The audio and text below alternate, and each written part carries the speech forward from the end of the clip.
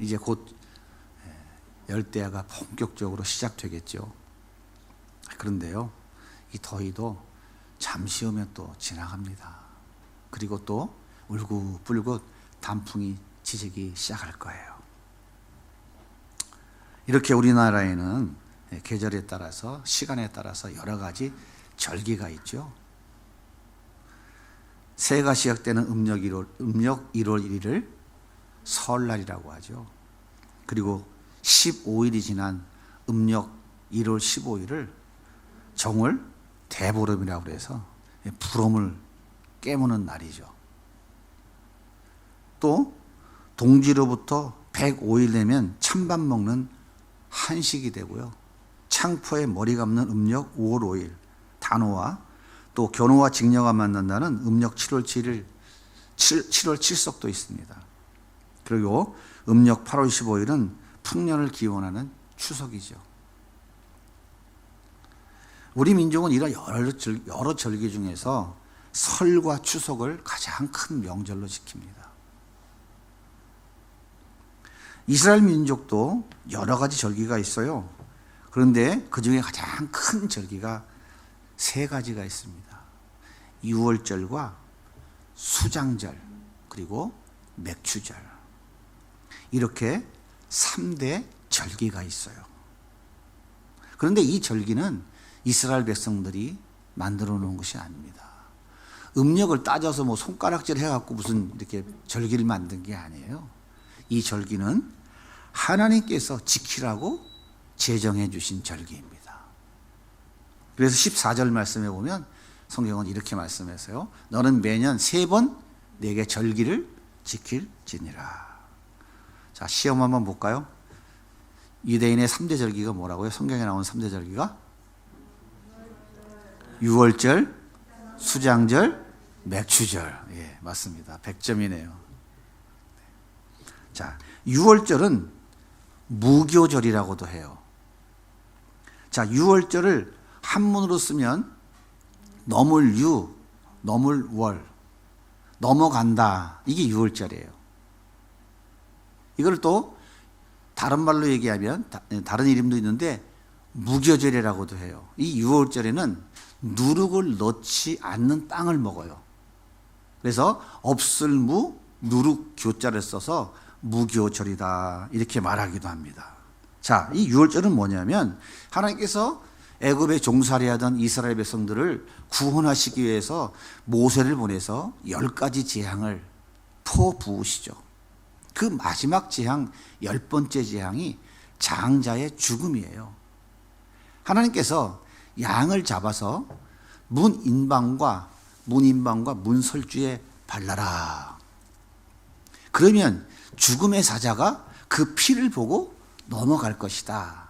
너물유, 너물월. 그래서 유월절이라고 이야기하는 거예요. 그런데 문인방과 문설주에 피를 바르지 않은 사람들은 그 집의 장자는 다 죽었어요. 짐승도 초태생, 처음 난 것들은 다 죽었어요. 바로는 두 손을 바짝 들고 항복했고 이스라엘 백성들은 430년 동안 종살이에서 드디어 해방을 맞게 되었습니다. 그리고 이스라엘 백성들은 하나님이 약속하신 가나안 땅으로 출발하게 되었어요. 이렇게 어린 양을 잡아서 그 피를 문인방과 문설주에 바를 때에 고기는 반드시 구워서 먹어야 되고요. 고기를 먹으려면 빵을 먹어야 되잖아요. 빵은 누룩을 넣지 않고 구워서 먹어야 되는 거예요. 그 누룩 넣지 않는 빵은 맛있어요, 맛없어요? 부풀지가 않아서 딱딱해서 아주 맛이 없어요. 그래서 누룩을 넣지 않는 빵을 고기와 함께 먹었다 해서 무교절이다라고도 말하는 거예요.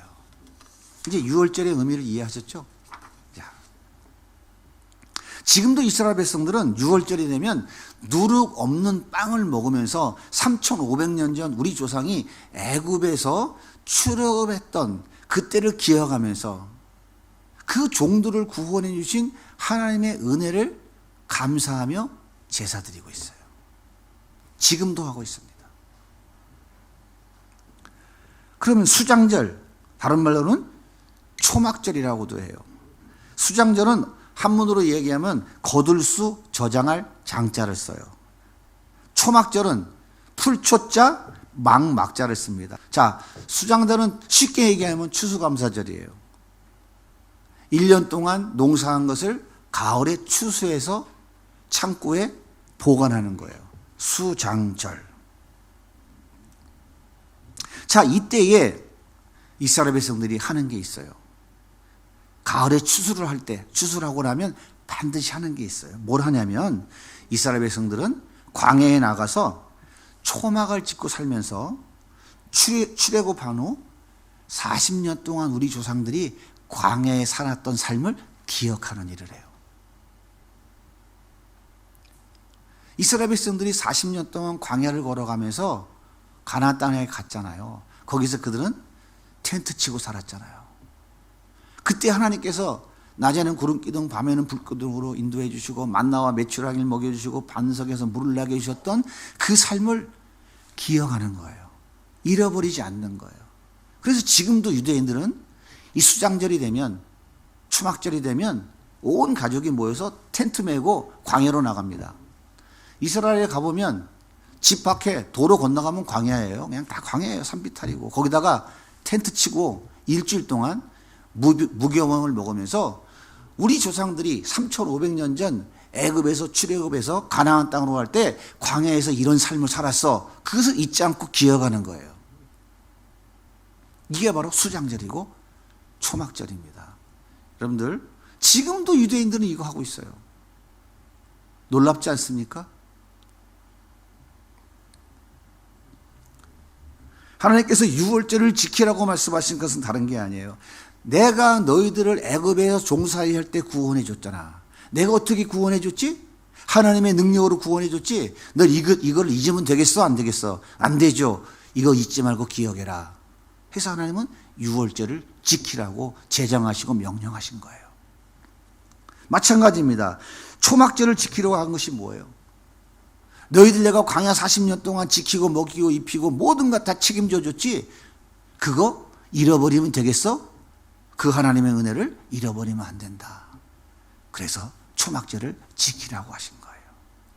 자, 그렇다면은 맥주절은 도대체 어떤 절기일까요? 맥주절은 말 그대로 보리 맥자 추수할 추자입니다. 보리를 제일 처음 거두죠. 우리나라에도 6월달 되면 보리 다 추수하지 않습니까? 이스라엘도 마찬가지예요. 밭에서 처음 난 추수가 바로 이 보리와 밀입니다. 이 보리와 밀을 거두면서 하나님 은혜에 감사하는 절기가 바로 맥주절이에요. 자, 16절 말씀을 같이 한번 읽어보겠습니다. 시작. 맥주절을 지키라. 이는 내가 수고하여 밭에 뿌린 것의 철 열매를 거둠이라. 수장절을 지키라. 이는 내가 수고하여 이룬 것을 연말에 밭에서부터 도로 거두어 저장함이라. 이렇게 맥주절은 하나의 첫 번째 열매인 밀과 보리를 풍성하게 수확하도록 허락해 주신 하나님께 감사의 제사를 드리는 절기예요. 자, 이스라엘의 종교력으로 1월 1일이 6월절입니다. 양력으로는 3월과 4월 사이예요. 그런데 맥주절은 언제쯤이냐면 이 6월절로부터 10일씩 5번 지난 50일째가 되는 날이 6월절이에요. 그래서 10일씩 5번 지났다 해서 오순, 10일이 5번 지났으니까 순이 5번 지났죠. 그래서 오순절이라고도 하는 거예요. 또 6월절로부터 안식일이 7번 지났죠. 7, 7에 49, 7번 지나고 그 다음날 50일째 되는 날, 이 날이 바로 맥주절인데 7일씩 7번 지났다 해서 77절이다 라고도 이야기해요. 성경에 그렇게 표현되어 있다고요. 이제 성경에 그런 표현이 나오면 그렇게 이해하시면 됩니다. 그래서 맥주절, 오순절 많이 들어보셨죠? 오순절, 77절은 다 같은 의미를 가지고 있는 거예요. 자, 그렇다면 맥주절에는 하나님이 무엇을 기억하며 감사하라고 말씀하고 계실까요? 첫 번째는 뭐냐면 영혼의 양식 주신 것을 기억하고 감사하는 절기예요. 출애굽한 이스라엘 백성들에게 하나님이 가장 먼저 하신 게 뭐예요? 시내산에 모아놓고 하나님과 언약을 맺은 거예요. 나는 너희 하나님 되고 너는 나의 백성 될 것이다. 나는 너희를 책임져 줄게. 너희와 약속한 가나안 땅을 내가 반드시 줄 거야. 그런데 너희는 내 백성으로서 이제는 백성답게 살아야 돼. 라고 그때 하나님이 처음 주신 것이 바로 십계명인 거예요. 하나님이 직접 친필로 써서 돌판에 백성들에게 준 십계명. 이것이 곧 하나님의 말씀이에요. 구원받은 하나님의 백성들이 무엇을 믿어야 되고 어떻게 살아가야 될 것인가 라고 하는 율법의 핵심을 10가지로 요약해 준 것, 이게 바로 십계명인 거예요. 하나님의 말씀, 영혼의 양식인 것입니다. 이 말씀 속에 우리가 해야 될 것이 무엇이고 하지 말아야 될 것이 다 들어있는 거예요. 그래서 이 말씀을 통해서 새 힘을 얻고 이 말씀을 통해서 갈 길을 알고 이 말씀에서 문제 해결의 답을 얻게 되는 것입니다. 말씀이 없으면 우리는 하나님의 뜻을 깨달을 수가 없어요. 하나님의 말씀이 없으면 우리는 세상을 이길 수 없습니다. 말씀이 없으면 사단도 우리는 육체의 정욕도 이기지 못해요. 절대 이기지 못합니다.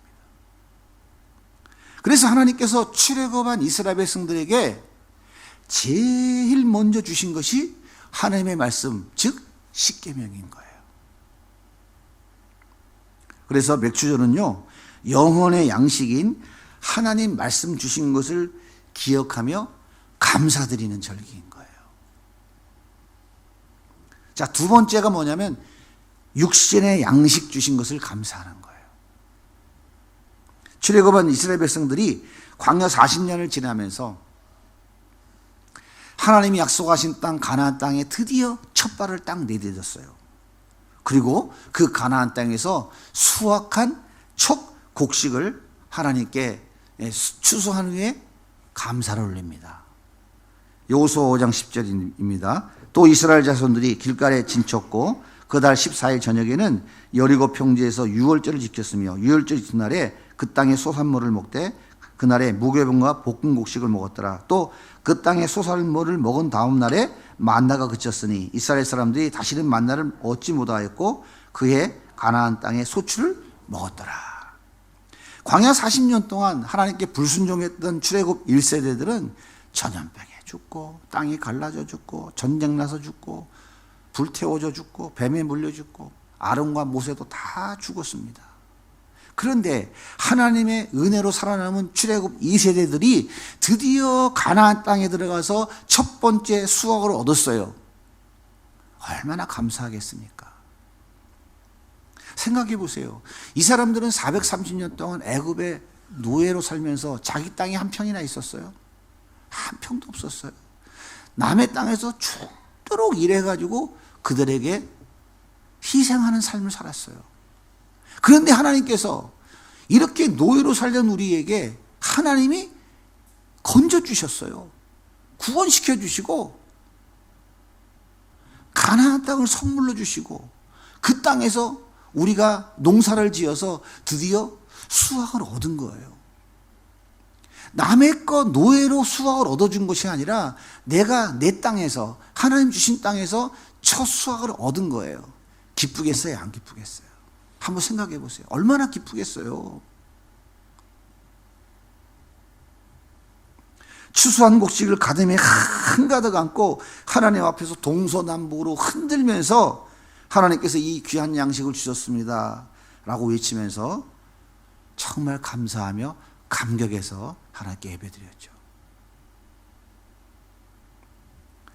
맥주절은 광야 40년 동안 하나님이 먹을 것과 입을 것과 모든 것을 책임져 주는 것 같이 우리의 남아있는 인생길에 역시 하나님이 책임져 주실 것을 기억하고 감사드리는 절기인 거예요. 돌이켜보세요. 지금까지 살아오면서 하나님이 내 삶 가운데 때를 따라 돕는 은혜를 베풀어 주시고 때를 따라 돕는 복을 내려주지 않으셨다면 오늘 여기까지 올 수 있었겠어요? 어떻게 생각하십니까? 우리 인생길은 광야 40년과 똑같은 길을 걸어가고 있어요. 이 광야길을 걸어간 후에 우리는 하나님이 예비하신 땅 가나안, 즉 천국에 들어가는 거예요. 이 광야길은 척박합니다. 인간의 힘과 능력으로 헤쳐나갈 수 없는 길이 광야길이에요. 이 광야길에 우리의 삶을 인도해 주시고 때를 따라 먹을 것 주시고 반석에서 물을 내게 해주시고 우리의 의복이 해하지 않게 하시고 우리의 신발이 해하지 않도록 우리 삶을 인도해 주시고 보호하시고 책임져 주시는 분이 바로 하나님이십니다.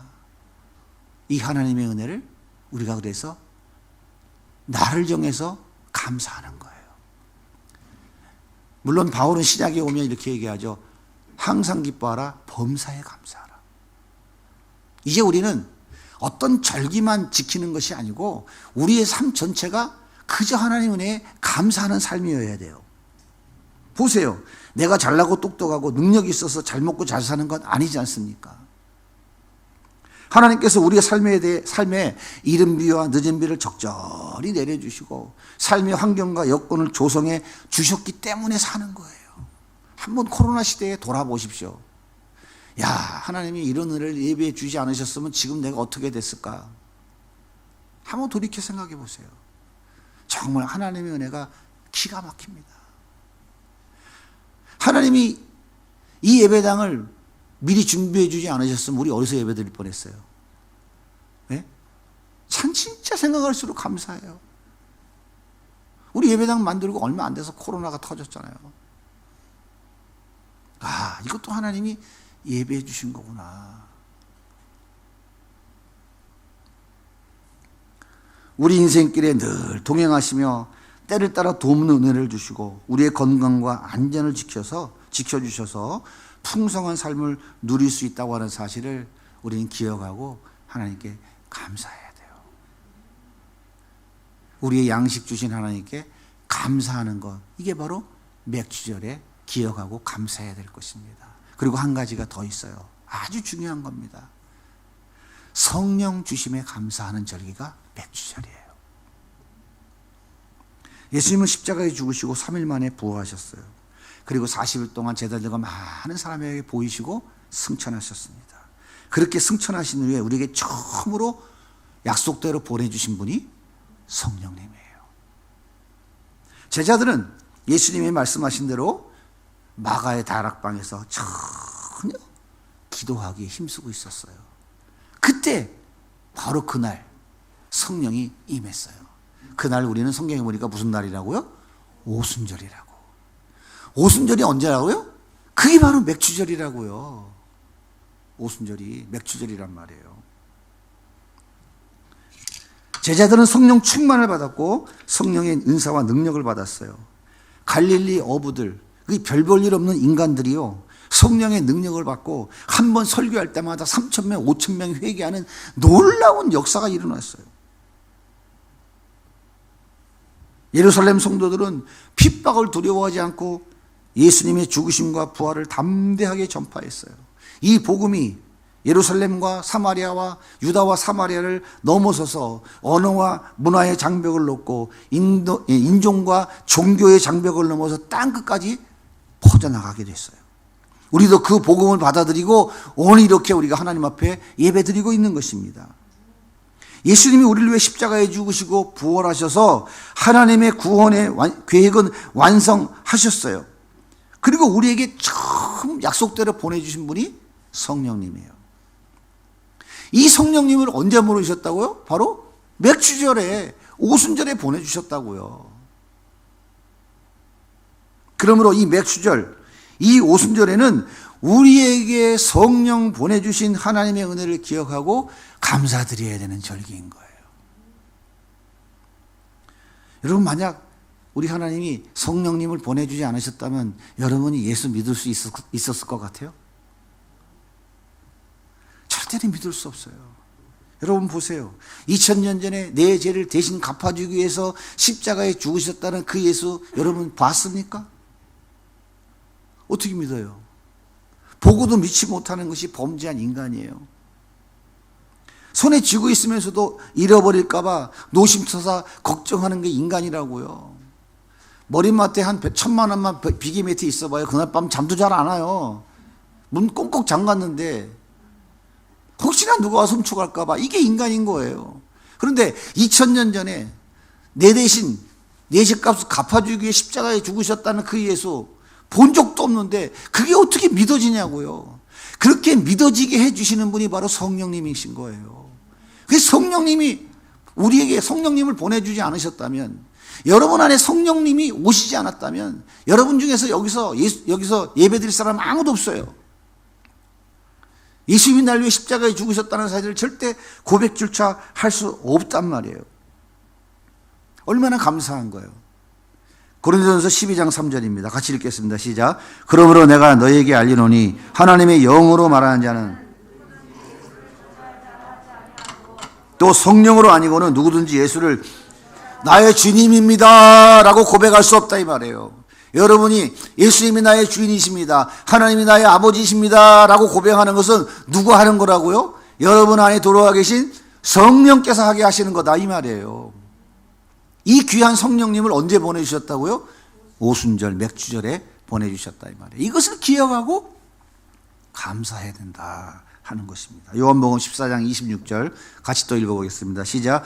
보혜사 곧 아버지께서 내 이름으로 보내실 성령 그가 너에게 모든 것을 가르치고 내가 너에게 말한 모든 것을 생각나게 하리라. 여러분이 말씀을 읽을 때 하나님의 음성이 들려지고, 여러분이 기도할 때 성령의 음성이 들려지고, 여러분이 말씀을 들으면서 은혜가 되고 감동이 되고 내가 죄를 졌구나, 이게 하나님 이렇게 말씀하시는데 라고 깨닫게 하시는 모든 것이 누가 해주시는 거라고요? 성령님께서 해주시는 거라고요. 여러분 안에 계신 성령께서 지금도 역사하고 계신다 이거예요. 얼마나 감사합니까?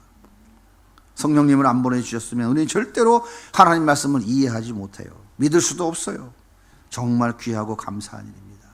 따라서 맥주절은 부활하시고 승천하신 후 우리에게 처음으로 성령 보내주셔서 우리의 구원을 이루게 하신 하나님의 그 은혜를 기억하고 감사드리는 절기인 것입니다. 그럼 어떻게 감사해야 될까요? 주신 복을 헤아려 감사해야 돼요. 나에게 어떤 복을 주셨는가 한번 헤아려 보셔야 돼요. 그리고 그 주신 복을 즐거워하며 하나님께 감사하면 됩니다. 신명기 16장 10절 같이 읽을게요. 시작.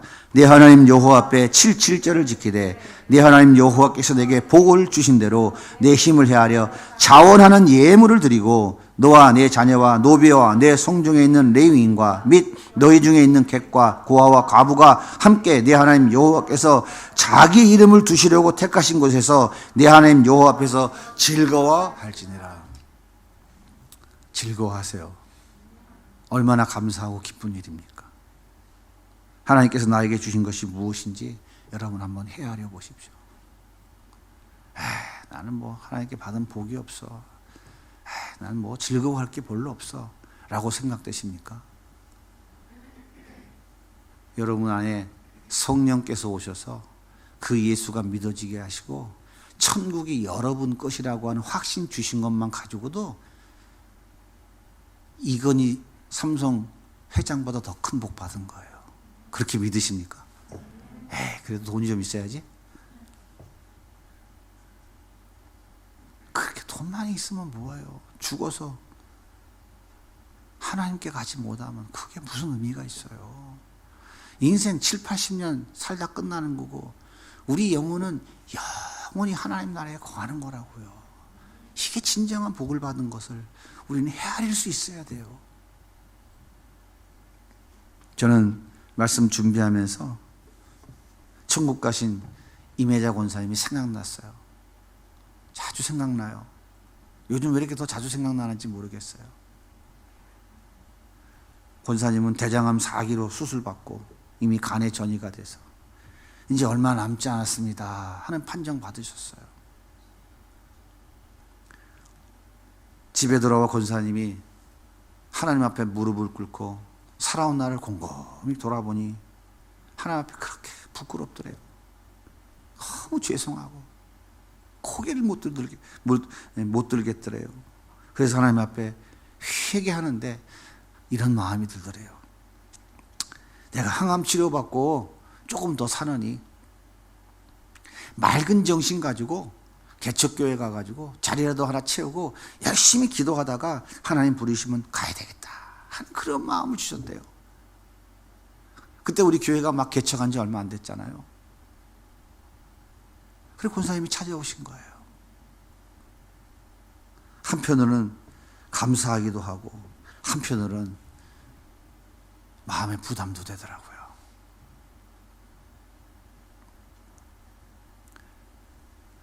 그리고 나서 얼마 후에 교회 설립 2주년이 돼서 우리 임직식 했잖아요.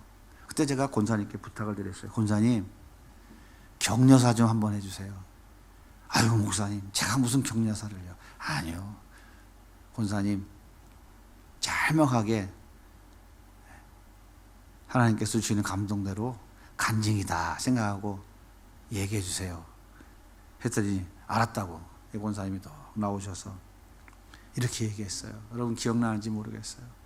나는 권사된 지 40년 됐습니다. 지금까지 내가 능력이 있어 권사되고 능력이 있어서 권사 직분 잘 감당해왔다고 생각했어요.